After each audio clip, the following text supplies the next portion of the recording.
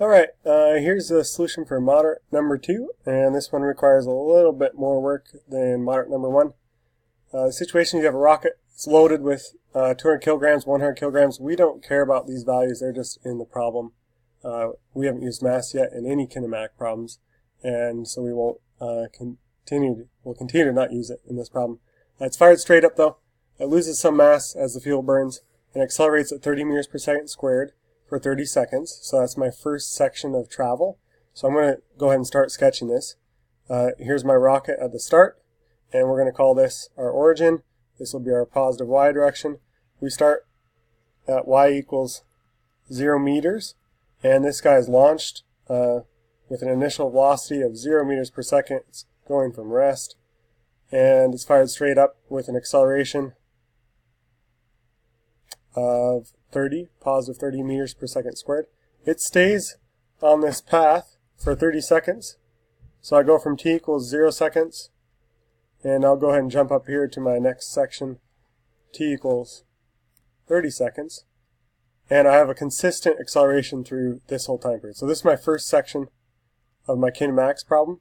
The thing that makes this difficult is after this point the fuel stops, my acceleration changes, and for my next stage, so here's where my fuel runs out, from this point onward I'm in free fall. So my acceleration actually changes for that second stage.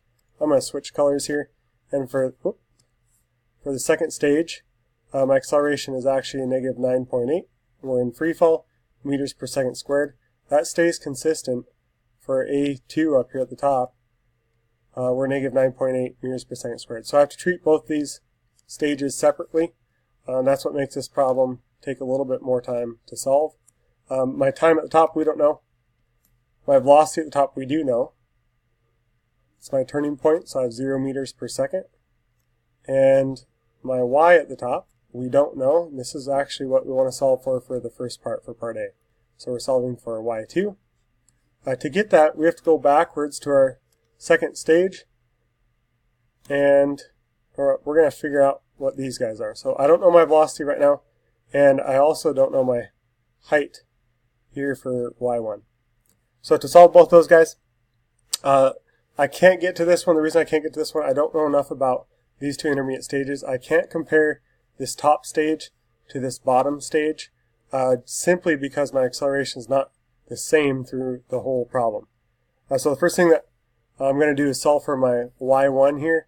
I'm going to use this equation, y final, or my velocity final equals my velocity initial, plus a times t. So my final velocity, which would be this velocity, here's my initial velocity, so 0 meters per second, plus 30 meters per second squared, my acceleration, times my time. We do that for 30 seconds. 30 times 30 is 900, and I get 900 meters per second. This rocket is booking it. So we're 900 meters per second there. And from that point, I now know enough information to figure out my height. And to do that, I'm going to use this equation, y final equals y initial, plus my velocity initial times my time, plus 1/2 at squared. I'm trying to get this guy. This is the only way that I can figure out my final height as well. So I'm going to get my height partway through. If you plug these values in, your final is equal to 0 meters per second, or 0 meters. My initial 0 meters. My initial velocity is also 0. So both of these terms go to 0. The only thing I have here is 1/2 times my acceleration, which is 30 meters per second squared, times my time squared, 30 seconds squared. And if you plug and chug that, you get 13,500 meters. So this is 13,500. I'll write small there to fit it. And now I know everything about my second stage. I can go on from that to finally get my y displacement at the top. Now to do this, I would use the following equation. I'm going to switch colors. We're in our second stage now, so I'm using second stage values. My final velocity squared equals my initial velocity squared, plus 2 times acceleration times my delta y, my displacement. So I know all my values for this. My initial, my final, my initial is 900, my final is 0, and my acceleration is negative 9.8 meters per second squared. So if we plug those in, final is 0 meters per second, 0 squared is 0, equals 900, and we get a big value here, 900 squared plus 2 times, don't forget your negative, negative 9.8 meters per second squared, times delta y. If we solve for our change, or displacement, change in position, your delta y for this comes out to 41,326.5 meters. I'm keeping all my values until you have to report an answer. Is this my answer? No, this is my displacement between these 2 points. So between these 2 points I have my 41,000 and whatever extra I have. So to get my actual y2 value, y2 equals my y1 value, 13,500, plus my displacement from that point forward was another 41,326.5, and my displacement, I'll just write it once at the top here. My displacement is 54,000. y2 equals 54,826.5 meters. Significant figures, both these assume the 0 in problems, textbooks problems. So with sig figs, this would be 55,000 kilometers. I think in the answer sheet I converted it to kilometers. So this is 55,000 meters, or 55 kilometers. So that answers part A. For part B, how long is the rocket in the air before hitting the ground? Well, we've got some more work in. We've got part of this done. I already know 30 seconds have elapsed right here. I want to know how much time has elapsed in this free fall stage. And to do that, the equation that I used, I'll just write it off on the side here. My final velocity equals my initial velocity plus my acceleration times time. I know everything except for time in this one. So comparing these two stages, my final velocity is 0 meters per second. Your initial velocity for this stage was 900 meters per second. And that 900 has to get brought to a value of 0 by this negative 9.8 acceleration meters per second squared times some time value. And if you calculate your time for this, to get 900 meters per second to 0 meters per second, it takes 91.83 seconds. Again, this is a change in time, delta time. This is not how long it was from launch to the end. This is how much time has elapsed from this stage to this top stage to get my velocity to 0.